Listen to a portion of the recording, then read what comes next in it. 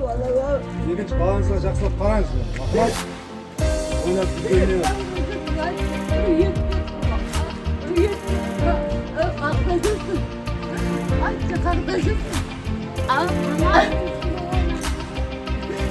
Ayakta oynadık, ayakta. Rahmet size. Allah razı olsun. екінші балаңызға қараңыз. Көшеге рұқсатсыз шықпасыз.